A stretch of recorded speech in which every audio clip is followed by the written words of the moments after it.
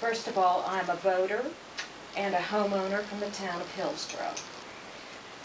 And I'm here tonight to voice my opposition to this ATV use.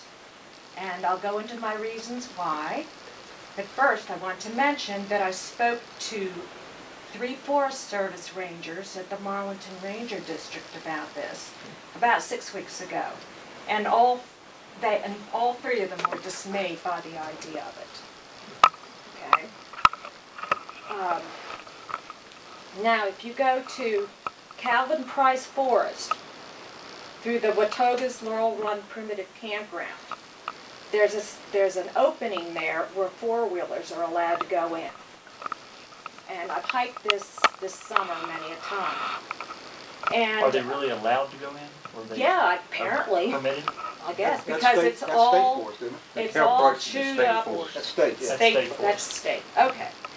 Well, when I walked through there, this road, and I vowed to pick up all the trash because it was bad on both sides.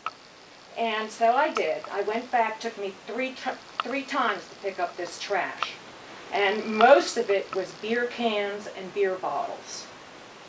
Most of it.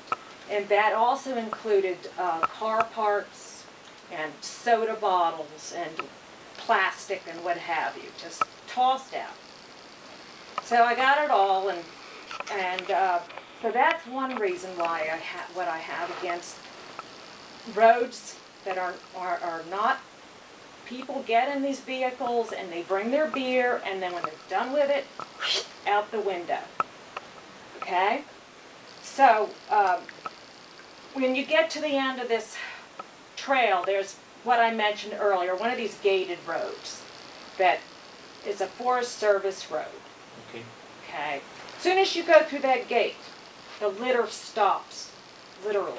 No more of this trash. Okay. Enough said about that. Well, that's good. I mean, that's the case. And then if you're in town or wherever you're at, and people that smoke cigarettes, I've noticed this trend now. Just when they're done their cigarette, they drop it on the ground. And whether it's put out or not.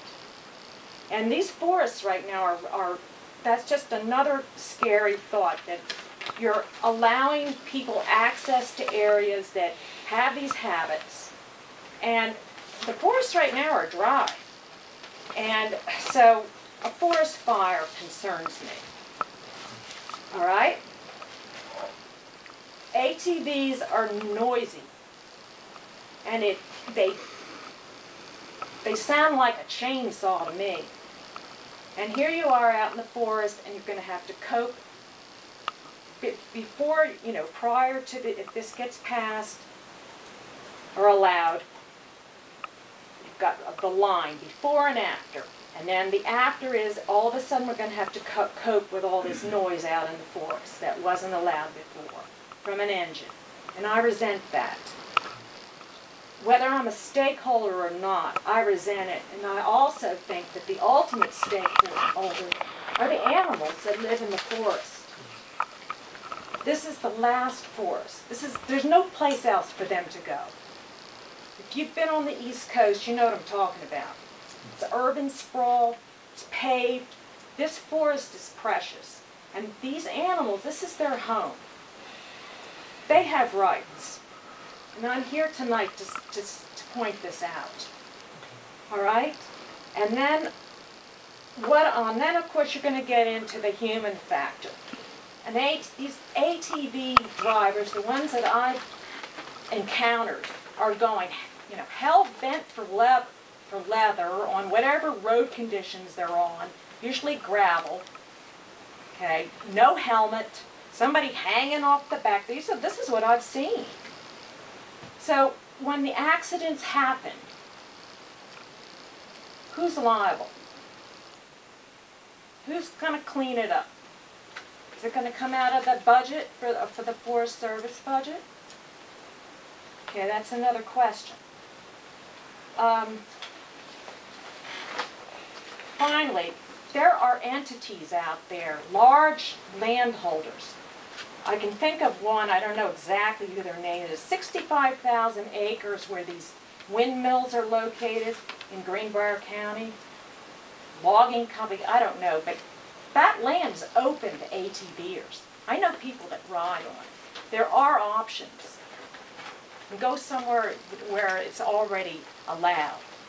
Southern West Virginia, this Hatfield-McCoy trail system is open. It's not like you can't get out somewhere and you know, get your forest experience. And then, so pursue the ones that are already allowed, you know, where you're already allowed to go.